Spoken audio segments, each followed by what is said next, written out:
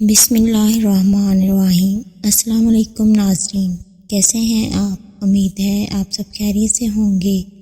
اگر آج آپ لوگوں نے درود پاک نہیں پڑھا تو برائے مہربانی درود پاک پڑھ لیجئے۔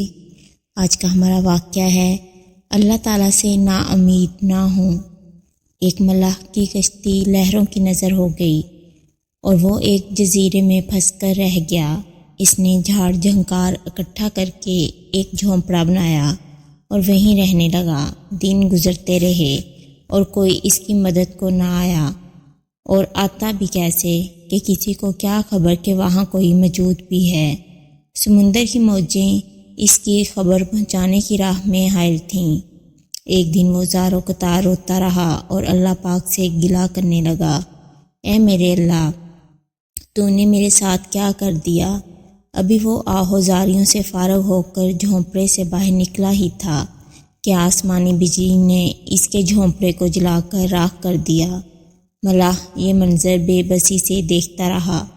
کچھ ہی دیر کے بعد کچھ لوگ اس کے جزیرے کی طرف آ گئے۔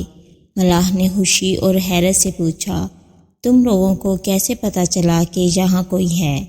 لوگوں نے کہا، ہم نے اس طرف سے آگ اور دھواں اٹھتا دیکھا تو خیال گزرا کہ شاید کسی کو ہماری مدد کی ضرورت ہو، بس اسی خیال سے چلے آئے۔ دوستو، ہماری زندگی میں بھی بعض اوقات ایسے ہی حالات و واقعات پیش آتے ہیں اور ہم بھی مایوسی کی راہ پر چلنے لگتے ہیں کہ یکایک اللہ پاک کی طرف سے مدد و نصرت آ جاتی ہے۔